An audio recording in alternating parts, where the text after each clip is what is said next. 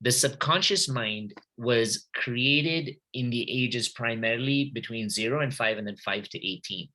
And so what this means is that our entire idea and belief systems of how we truly live were created in that period of time. So our entire identity of ourselves, it's so fucked up, right? Because we're living for so long as adults and we keep thinking, oh, but I'm doing this and I'm doing that, I'm doing that.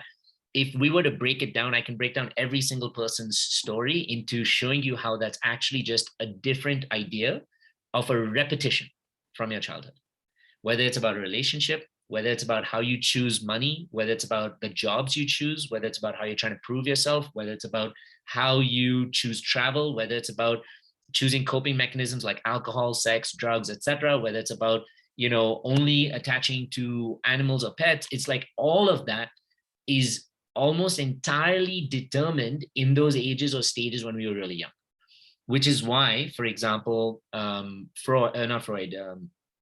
Jung created the concept of reparenting, because he said, unless we go back to that time of our lives and reparent ourselves for the things we didn't have but needed, to heal the wounds that we really had but no one really understood, then we're unconsciously going to keep projecting these into our lives and into our relationships. For me, that what that looked like was, I think I've talked about this many times, but really briefly, when I ended that relationship with that girl who for 6 years ended, and that was everything to me, it triggered my abandonment wounds massively. And so when my abandonment wounds came up, the first thing that I really wanted at that point was naturally to grab onto people who could soothe that abandonment, right? So I just grabbed onto relationships to women, trying to find women who would basically nurture me the way that I wished my mother nurtured me. Why? Because the end of that relationship reminded me of the complete abandonment I had. So I attracted women who are older, women who had children, women that had already set up their lives, even though what I wanted was a woman to create a life with, to get married to, and have children. And this was absolutely, they were not capable of any of this. And yet I convinced myself so much that even my friends were like, dude, this is not the best relationship for you. And I was like, no, love has no age and barriers and stuff. And sure, that's true, but I wasn't getting what I really wanted anyway. So I got into these relationships. I got into one, tried to prove that I was worthy of love, ultimately trying to attain that this person would commit to me, give up their own family lives, children. Why? Because I was still trying to get my mom to prove to me that I was loving and worthy, and that she would love me more than all my other siblings, that she would choose me, not send me away, etc. But that never happened. Relationship number 1 ended. You won't believe it. There were 5 relationships in a row over a span of 3 years that were exactly the same. And each time I tried to prove myself more. And so each time I attracted an even harder situation, until ultimately I attracted a woman who was older, had kids, and was married. And I was trying to prove myself even more, to say, ultimately, I hope you will choose me over your life, your family, everything that you're in, because then finally I'll feel like, okay, I am worthy of love. But that's because my massive abandonment wound in my subconscious was constantly dictating it. In my conscious mind, I was like, no, this is not true, because I've moved to a different place. I'm finding a different person. It was so crazy how I literally, when that last relationship really rocked me on my ass so hard, I finally sat and sat with myself to say, holy shit, there is some kind of fucking pattern here, and where is it coming from?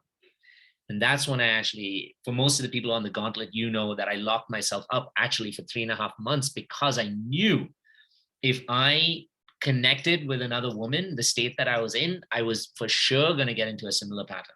And I refused to let that happen to me at that point. So I literally locked myself up 3.5 months, and I dove so deep into reparenting and understanding what it was all about. And that's how I was able to process and release so much of my abandonment trauma and my healing. Now, that's the nervous system. It holds on to trauma as an attachment the same way that the nervous system holds on to joyful memories as an attachment, which is why when you look at a puppy or a baby or an animal, you feel so much elation. Your vibration goes up. You feel so much more connected, because your nervous system feels in both ways. But it's not only in the way we think, which is the positive side. A lot of the trauma and everything is also in there.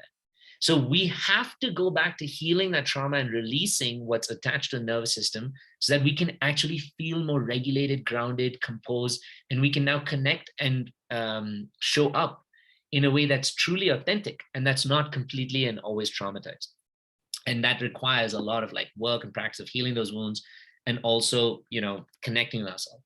Now, one thing I will say though is that just locking myself up for 3 months was not going to do it, because as soon as I open the door, I'm going to go and find something else like that. It's what you do in that period of time that really counts. That's what's the key thing about it. And you don't have to lock yourself up. Most people don't have access to have to do that because of work, children, etc. But you have to find your own way. That was my ultimate way. I told myself, I was like, I literally borrowed money so I didn't have to work. That's how desperate I was about getting through that healing, because I was like, this is fucked up. And somewhere inside, I think my soul noticed that I needed this to create this beautiful experience in life and teaching and helping other people. So glad I went through that experience. Hey, and welcome to the Inner Yats YouTube page. If you like our content, make sure you click the like and the subscribe button so that you get more of these amazing videos that keep coming your way.